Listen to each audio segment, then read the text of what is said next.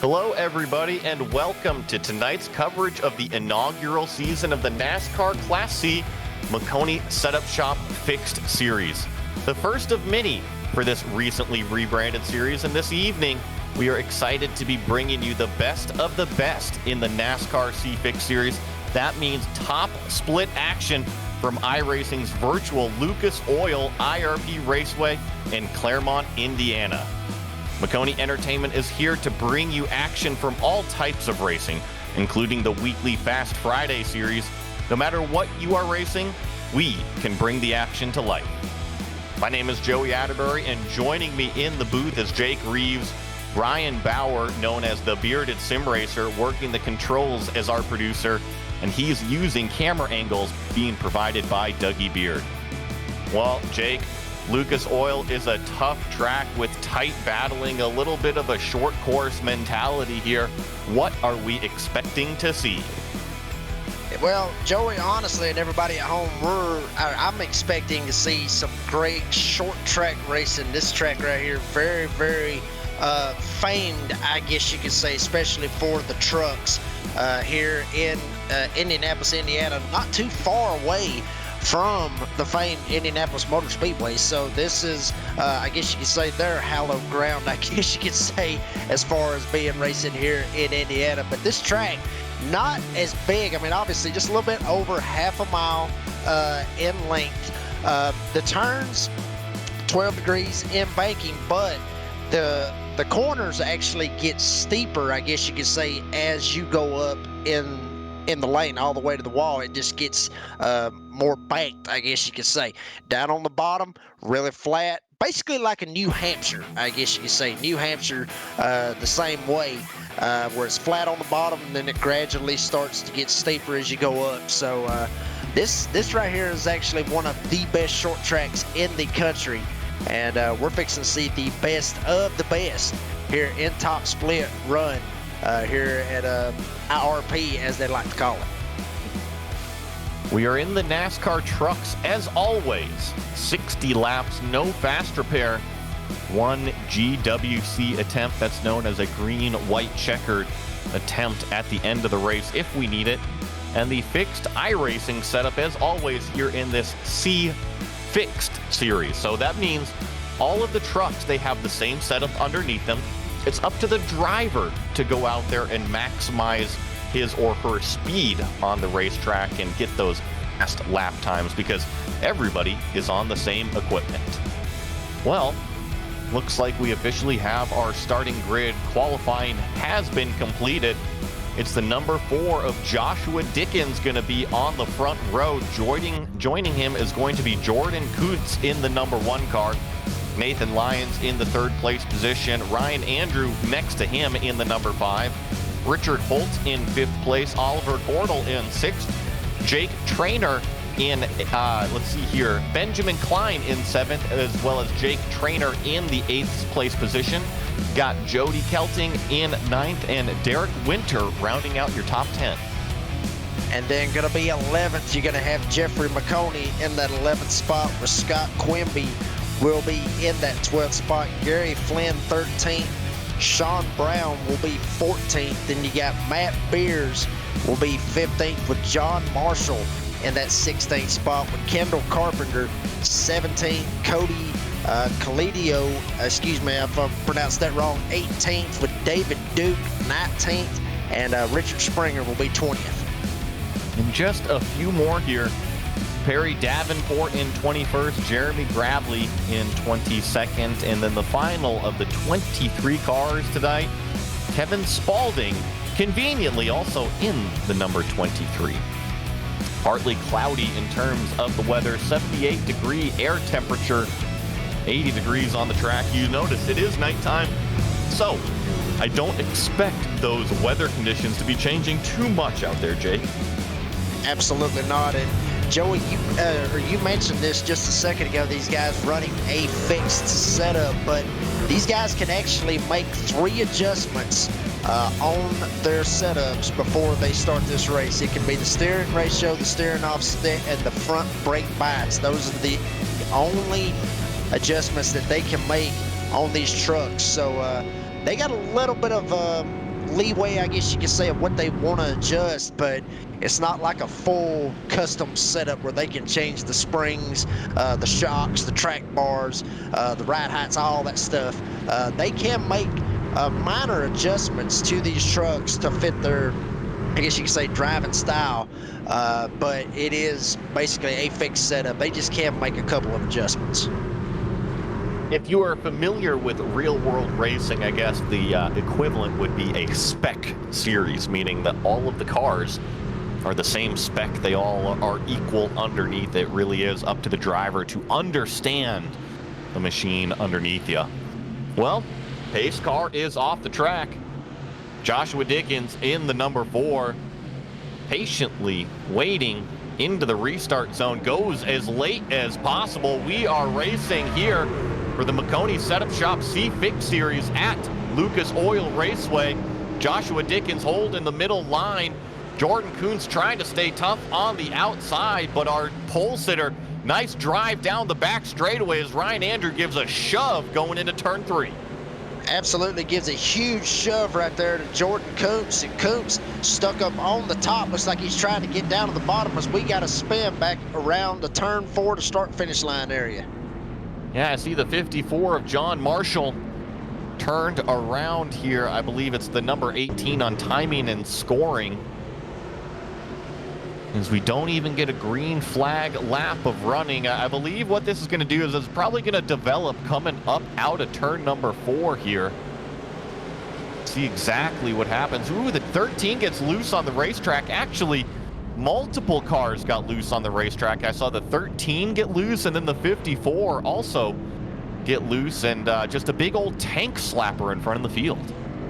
Absolutely, and that could have played factor into money shifting like we talk about, especially on these short tracks. You can money shift, which is go down into 3rd gear, go around in the corner to try to get the higher RPM, and then give it some gas. That way you got some high RPMs coming off the corner, but what that's going to do is that's going to make the truck snap.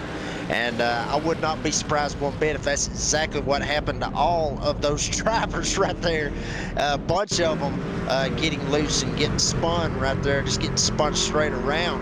One thing I do want to note, though, Joey, Jordan Kuntz, who was on the front row, I believe he actually got a black flag on that restart, if I'm not mistaken. I could be wrong, but I believe he got a black flag on that restart. That's a good catch. I did see that he possibly beat the leader to the line on the initial start.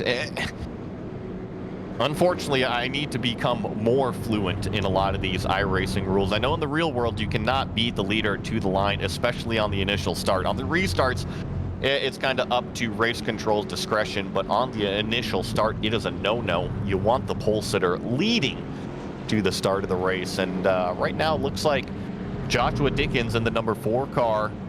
He was our original pole sitter. He still holds on to the lead here as we are yellow flag. And Coates, he has not made that pit stop yet to go in and serve that black flag, so he might be waiting on that, or maybe that's just something that I'm seeing right here. But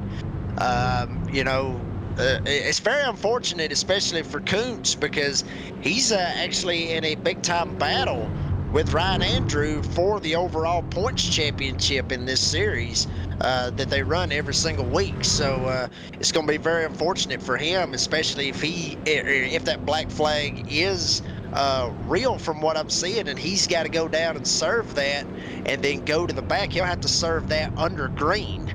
So that's going to be very unfortunate for him. But with these laps ticking away, I mean, anything can happen. It's a short track, Joey, so he can still battle his way back even if he does have to go down pit road. And I've seen this one before, Jake. I know the answer to this one in terms of sim racing rules. Jordan Kuntz with that black flag, he has to serve it under green flag. So you can't come down during this yellow flag period and go to the end of the line like you can in typical real-world NASCAR. A little bit more of a demanding penalty being served here on the iRacing side of things. You have to serve that while the racing is going on. So expect to see Jordan Kuntz hit pit lane probably pretty soon. I wouldn't be surprised to see him maybe do 1 or 2 green flag laps, maybe have it single file out a little bit and then come to pit lane, but he will have to serve that. Absolutely. And some guys, even if they do get that black flag and they know that they've got it, some of them, if the caution comes out like this situation is right here, sometimes they'll just pull on down to the pit road to just go ahead and just take it under caution. That way that they ain't got to be trying to pull down pit road under green, trying to stack the field up. So, but it looks like that he's going to elect to do it here in the next couple of laps. And we're back to green flag racing. Josh Dickens with a nice jump once again at the front of the field. Leads Nathan Lyons into turn number 1. That's Ryan Andrew on the low side of the racetrack with Oliver Cordell in 4th and Benjamin Klein rounding out the top 5. Single file really for the top 6 or 7. And Kuntz is going to pit road to serve that black flag. So up front, Joshua Dickens going to be right up front with Nathan Lyons right behind him. Ryan Andrew, we mentioned him, one of those guys that is battling Kuntz for that points battle. We definitely need to watch him as we got another caution on Speedway. All right, folks, break out those whiteboards. Let's start putting some tally marks on. Yellow flag number 2 here. This is Perry Davenport in the number 16. See exactly what happens here. Looks like he's down on the low side of the racetrack. Going into turn number 1, possibly 3 wide coming off. Now, our first yellow was due to snap oversteer. Yep. Looks like a very similar deal where you roll onto the throttle a little bit too early, and with this old bumpy surface at Lucas Oil Raceway, there's not much grip. You spin up those rear tires in a loose condition. And like I said, it could also been him being in 3rd gear with those high RPMs. Obviously, you want to try to get that, that good drive off. And, at that point, you've got to egg basically what's up under your pedal. And folks, what I'm meaning by that is if you've got egg up under your gas pedal, you don't want to completely put it all the way to the floor, because what you're going to do, you're going to crack the egg up under it. So you've got to basically drive like you've got egg up under your pedal. Basically what I'm saying is you want to be able to use throttle management is what I'm trying to say. And if you put it all the way to the floor, you're going to spin it out. But these guys will get that figured out here in the next couple of laps. Everybody will start getting in a little bit of a groove, and I believe we'll start to get some green flag racing in. And I've always questioned that saying, egg under throttle basically is what they're referring to. And you explained it perfectly, is that if you step on the throttle too quickly, you crack the egg. So it's meant to basically teach you throttle control. But what I don't understand is, if you got an egg under the throttle pedal, aren't you going to crack it no matter what once you go 100% throttle? Maybe it's a hard-boiled egg under there, something a little squishy. Yeah, something like that. I mean, yeah. Well, I mean, when you get on the, straightaway, egg be damned at that point, just put it on the floor. But I mean, that's what your main goal is. You're thinking, yeah. I mean, I see where you're going with it, Joey. But but when you're in the corner, that's the mindset that you got to have, especially here at this track, and especially if you are downshifting into that third gear to use those high RPMs to get off the corner. You've got to have that mentality that you got an egg up under that pedal, because if you crack it, you're spinning around. And we've already seen that twice, actually 3 times if you actually count the 2 trucks that spun in the first caution.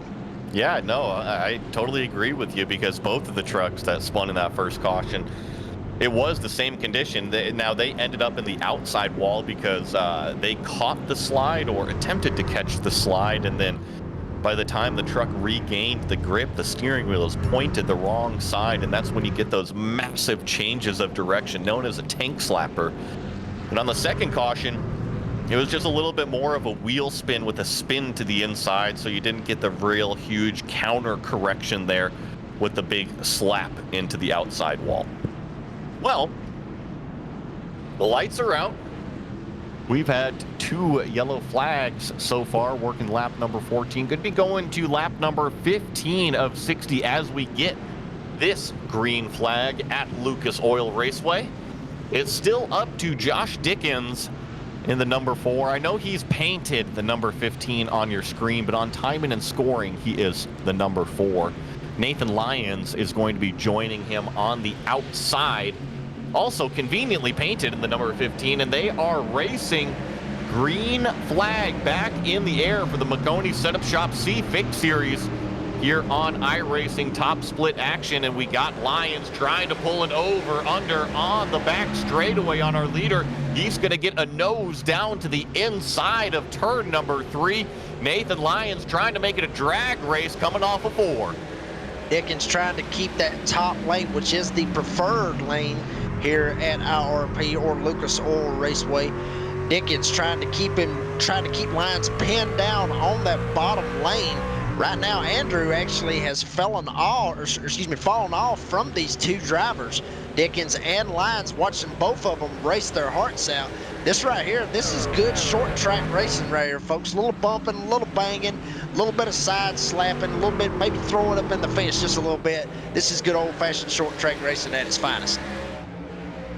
Well, and you saw Nathan Lyons get loose coming up off of turn number 4. Ultimately, it kind of killed his run down underneath of Josh Dickens. Had to go back into the racing groove here. Now it really is single file for the majority of the field.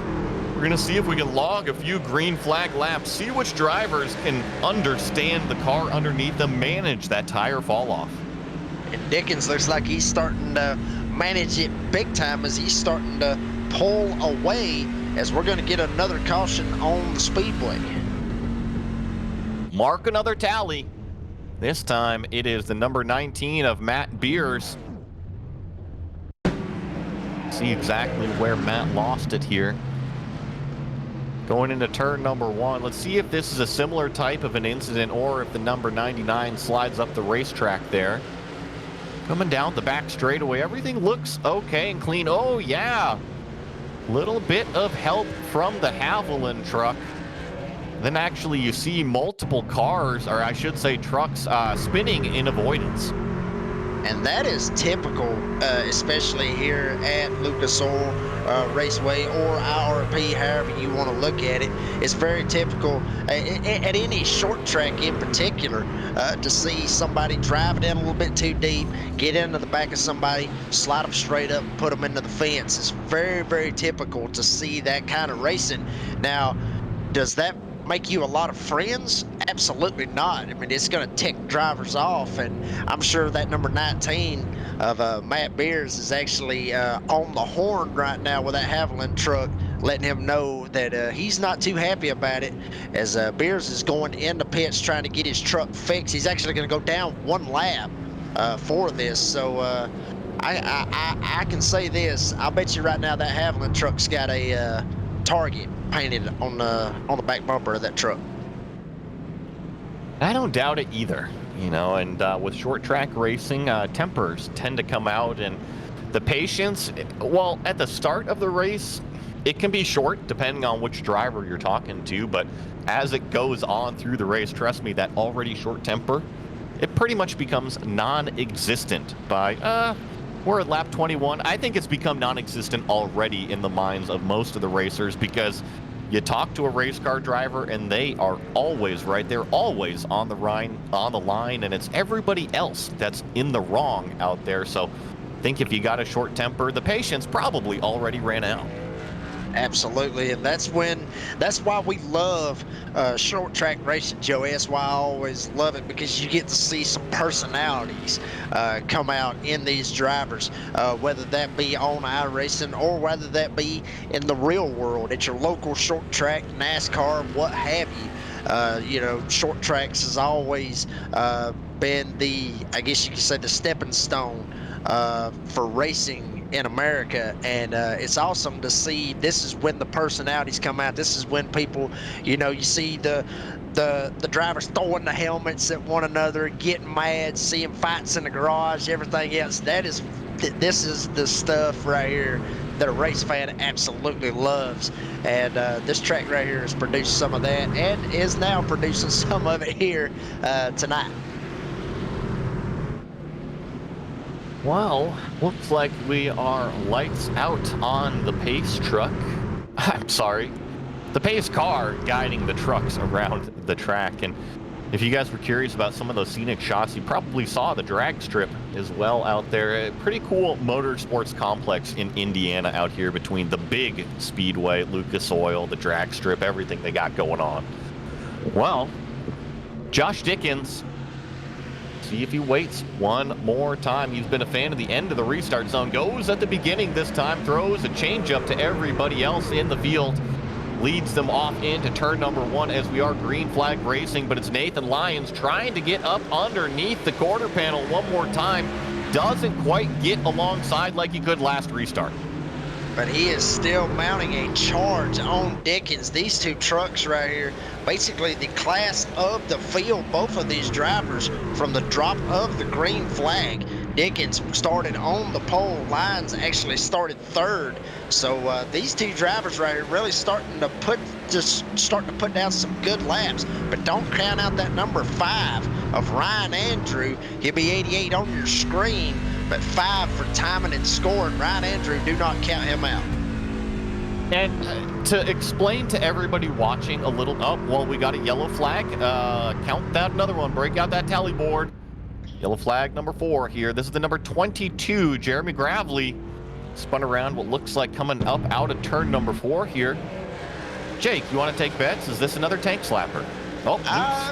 Yep, that's what I was thinking. I mean, that's what most of these wrecks have been, is just coming right off the corner and cracking that egg, as we talk about all the time. They're basically just cracking that egg coming off the corner, you're racing the guy up above you, trying to figure out a way to get around him. And then once you just, right there, you just get on the gas just ever so slightly too much, bam, you go straight around.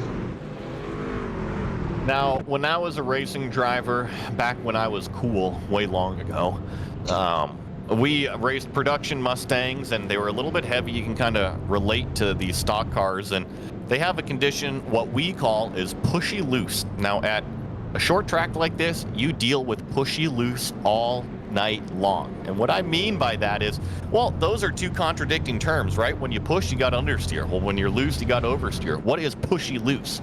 Well, pushy loose means you go into the corner, the truck doesn't turn at all, right? You are just waiting on the front end, and by the time it actually grips up, you're going to the throttle and all of a sudden that push turns to a loose. It catches you out on corner exit, and you spin it right around. And a lot of times, in order to fix the pushy loose, you actually have to make it not push first, and then it'll actually fix the loose characteristic on the end, which kind of scares you as a driver because you're already way loose on exit. But that's exactly what's happening here over at Lucas Oil Raceway. Absolutely, and you just basically hit it right on the head. And I mean, Joey, you talked about it right there. That these guys got to be able to fix that push. Well, they can't really do that because they're running a fixed setup, so they can't go in and adjust anything in the pits. I mentioned earlier that they could adjust the steering ratio, the brake bias, and the steering offset. They could adjust all that stuff, but once they got strapped in, once they got in and gridded up, what they got's what they got. I mean, they can't go down pit road and say, okay, well, I want to adjust this tire pressure, or I want to adjust this tire pressure, or I want to adjust this spring. They can't adjust none of that. All they can really do is adjust the brake bias in the truck. That is all that they can adjust. So if they can figure out how to get that push out of it with that brake bias, that's the only way that they can really fix it. Well, if you all are out there listening, watching on Maconi Entertainment, let me know. Give me a number between 1 and 8. What do you think the magic number is going to be today? We'll let you know who the winner is at the end of it all. Lights are still on the pace car. They should be going off this time by, and we should be going back to green flag racing soon enough here at IRP. And can't wait to see what action we start to get. I know that it's been a little bit of a yellow flag filled race, and really quickly, I know that the numbers don't match up on the timing screen for everybody. Here at the strength of field race, the numbers are actually given out based on the driver's I rating. So on the timing and scoring, if you see a high number, number 1 for, say, of Jordan Kuntz, he has the highest I rating of the field. The number 2 car has the second highest I rating of the field. That's Oliver Cordell in the 6th position. And it goes so on through the 23 competitors that we have. Well, pace car is off of the racetrack. That means Josh Dickens versus Nate Lyons on the front row. Oh, huge shove in the form of Ben Klein going up there and putting a dent in Nathan Lyons' back bumper, but we are side by side. Dickens on the low side. I don't think this is where Josh Dickens wants to be. Usually it's been the high line that's been able to power off the corner exits. Oh, Lyons in the wall. Lyons in the fence, having to battle back with that truck after he got nailed in the back end. Actually pushed the rear spoiler up. That's going to affect his driving, or affect how that truck is going to be.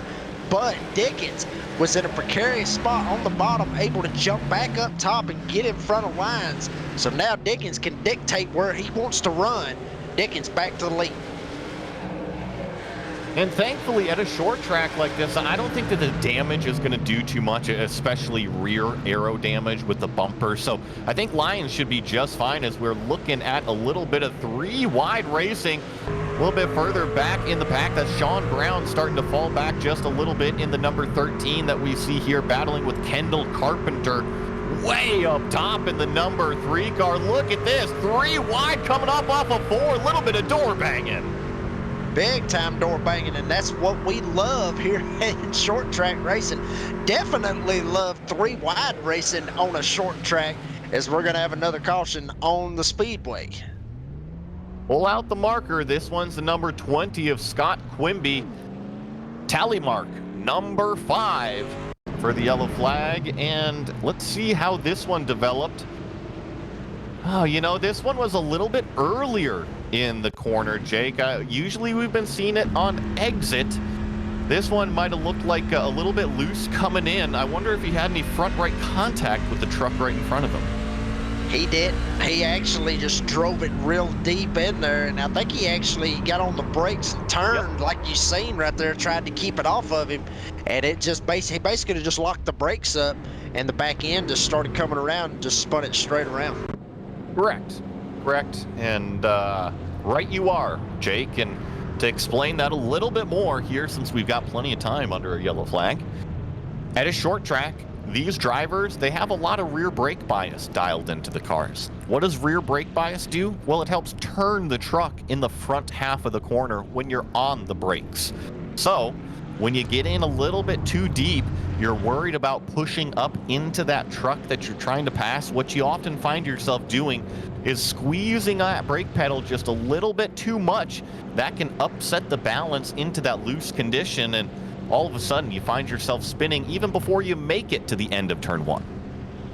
Absolutely, and you just basically described it 10 times better than I probably could have, and that is exactly right. I mean, and there's nothing really. I mean, look, it was either him do that or him run the guy over in front of him. He chose to make a conscious decision, and I'm sure the guy that he almost ran into saw him spin out. I'm sure he was very thankful that he did that and not clean both of them out. So, that's some good drive, that's some good heads-up driving, I guess you could say. Even though he spun out, caused the caution, that's still some great heads-up driving by that driver.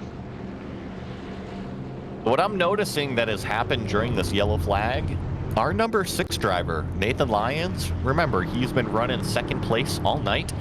Well, he led a handful of trucks down pit road. He decided to get some new tires on his machine, and now he finds himself in the 14th place spot. Now, he's going to have to drive through the field, but being on tires that are brand new compared to everybody else that are on 40 lap old, that is going to be very interesting to watch. But you can't be too aggressive. We've seen what happens when you're too aggressive and careless with that throttle pedal. Be careful out there, Nathan Lyons. You still have a lot of horsepower under your right foot. And not only that, he's got to be very careful with the left foot on that brake pedal. We just saw what happened if you drive it in a little bit too deep. You can easily spin it out going in. So you can spin it out coming out as well as going in. So, I mean, but we have seen Nathan Lyons up front, like we said, battling it out with Joshua Dickens over and over and over again. So I would not be surprised one bit to see this number 6 truck get back up to the front and have something for Ryan Andrew, Benjamin Klein, as well as our leader, Joshua Dickens. Lights are out. You need to go check our chat, see if we've had any lucky guesses on that 1 through 8 number that I was telling you about, and I'll reveal it at the end who is going to be the winner. Josh Dickens, Ryan Andrews, our front row. Nice aggressive launch up through the gears from Josh Dickens. Nice and clear by turn number 1 entry. It's really up to Ben Klein and Ryan Andrew to sort it out for the second place position as Ben Klein slides up. Oliver Cordell gives him just a little bit of room for third place, and now we are single file for the top 5. The number 99 is the first car 2 wide back for 6th place. A lot of battling going on back there, but Dickens still trying to see if he can get away from Andrew. And now Andrew finally getting the spotlight that he needs to get in that second spot. We'll see if he's got anything, see if he's been saving, I guess, if you will, for Joshua Dickens. Klein still running third. Now Cordell looks like he may try to take a look to the inside of Klein. Thought better of it, jumps back in line. Back here in the back, holy moly at all the battling, but check it out. We talked about it just a second ago. Nathan Lyons all the way up to 8. Looks like he's trying to battle hard to see if he can get to 7th. Yeah, and he's going right up underneath, basically. Oh, hang on. Do you have your tally board out? Because we got another yellow flag. Let's mark it down. Tally mark number 6. Unfortunately, this is the number 10 of Cody Colello. See what happens here. This is going off into turn number 3, and this is again contact going into the corner. Very similar to what we saw bring out our previous yellow flag, but actually a little bit of door banging going on with this one. Yeah, it looked like he kind of drove it in there just a little bit hot. Not much hot, not enough to completely wreck both of them, but you can see, he kind of drove it in there a little bit too hot, got into the guy right above him. and just spun him straight around. And then a couple of other guys getting spun around as well right there off of turn number 4. So, you know, a lot of guys just getting spun around all over the place at this point right here, Joey. And if you say, well, hey, Joey, weren't you talking about how the trucks were pushy loose? Well, why are they loose going into the corner? Well, let's talk about vehicle dynamics, folks, because I am a giant racing nerd over here. When you go into the corner, we talked about being on the brakes. The rear brake bias helps turn the car. Well, the whole point of being on the brakes going into the corner is to have the weight on the front end, because you want the weight on the turning wheels. Now, when you get that contact going into the corner, you have all the weight on the turning wheels, you make that contact, and now you have extra weight on the turning wheels. That provides too much turning grip, hence the loose condition going into the corner when you have that contact. And folks, it's as simple as that. Vehicle dynamics. Simple as that, just like he said it, and I'll take his word for it on that. Joey, you've been around race cars, I guess you could say, in real life more than I have been. I've been around them more on the sim rig, but yeah, I mean, just right there, I mean, you basically put a nail on the head. I mean, no need to follow up on that, honestly. No, I love racing. I really consider myself a student of speed. Doesn't matter if we are oval racing, road course racing, Formula One open wheel stuff. Give me 2 wheels. Give me some motocross. Give me some King of the Hammers. Give me some Dakar. Give me all of it, whether it's MotoGP or even, you know, I turned on ESPN2 the other day, and I think I saw the Crazy Stair Challenge where they were running up some slippery stairs. I'll even watch some of that. Anything competitive, I'm all for you. I mean, I'm just like, oh, you know what? There. I forgot boat racing. You know, offshore racing. You want to talk about something even more expensive than auto racing? Go check out some offshore racing. But oh my gosh, those boats are dang cool. Absolutely, and they will absolutely fly. And actually, believe it or not, more dangerous, I guess you could say, than these particular racing. But, you know, the best racing, like, I mean, I love oval racing, you know, I love dirt racing, but drag racing, like NHRA, I mean, that is just, that is the bomb. And especially since we were just talking about a drag strip right outside, you know, IRP right here. I mean, you see it right there with the drag strip. I mean, it's awesome. Folks, if you ain't never had a chance to go watch one of those NHRA races ever, please go check them out, because they will blow your mind. Yes, they will. I couldn't agree with you more. That experience of those cars is wild. Well, green flag racing, another nice jump by Josh Dickens, clears himself by entering before turn number 1. It's Ben Klein trying to slide up on Oliver Cordell in that 3rd place position, but Oliver holds tough on the top lane. Looks like Ben's going to have to try underneath one more time, but it's Josh that's leading them out of turn number 4, completing another lap out front. And he has led, honestly, the whole race, really. I mean, he is not, I mean, nobody's really had a chance at him. Nobody's really put their nose up to him with the likes of, the only ones that I've seen actually try to make a shot at him has been Nathan Lyons. And Nathan Lyons really starting to force his way back through the field all the way up to 6th after he made that pit stop. So obviously fresher tires than these guys ahead of him. As you see, Lyons now trying to make a shot at Jordan Coombs. And check out Jordan Coombs, went down to have to make that pit stop, had the black flag at the start of the race, all the way back up to 5th. So good run by all of these guys right here inside the top 6. Wow, Lyons gets really loose off 4. Yeah, you saw him using up all of the back tires that he's got. You got to remember, Nathan Lyons, his tires only have 15 laps on them, so he is using them pretty much in the method of a qualifying effort out here. Just go out there, be as aggressive as you can. Don't worry about any sort of tire degradation.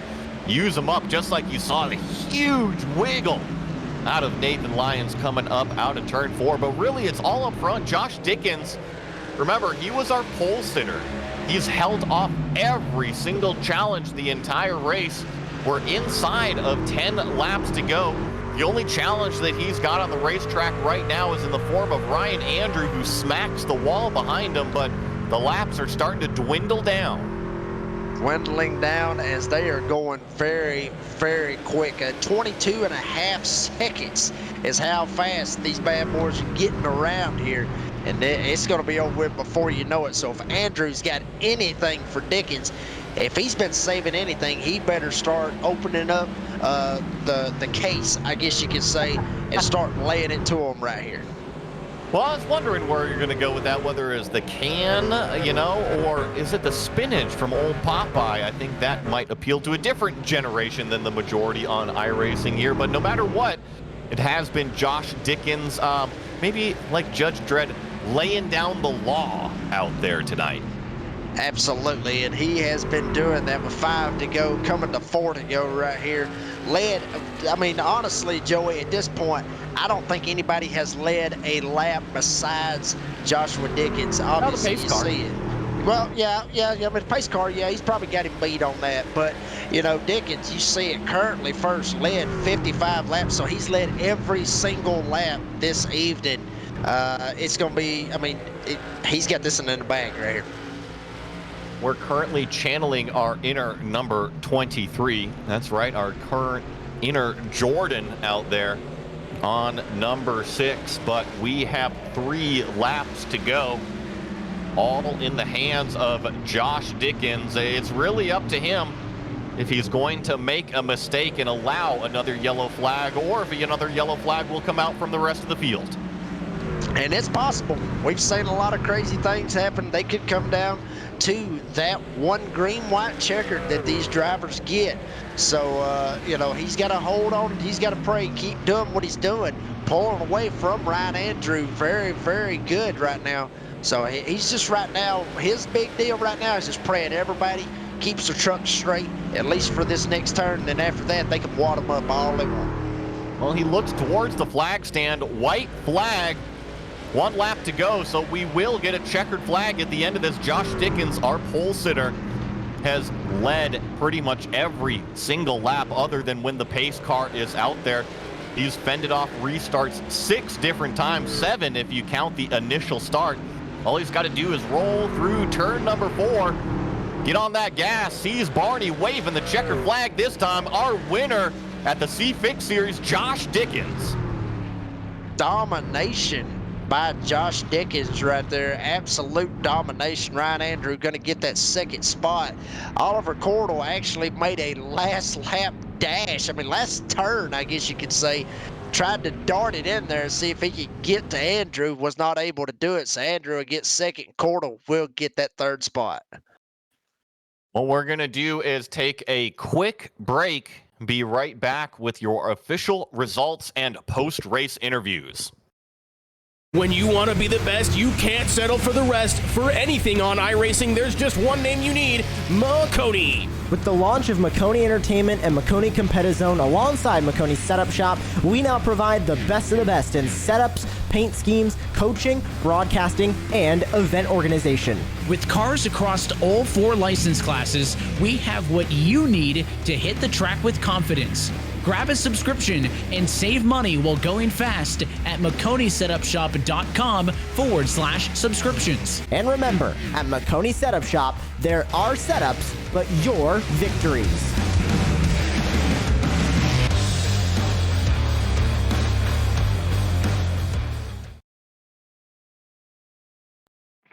We were able to finish it under green flag, and for everybody playing along, I'm sorry, Racing Nonner, it was not number 9. The magic number, the winning number, was number 6 out there. So, but thank you very much for following along and playing along with us. The overall winner tonight of the Maconi Setup Shop C-Fix Series Strength of Field Race goes to Josh Dickens, our pole sitter. Ryan Andrew coming home in the 2nd place position with a great run, was able to keep it clean and inside the top 4 all night. Oliver Cordell, another good strong run, up 3 positions to finish on the podium.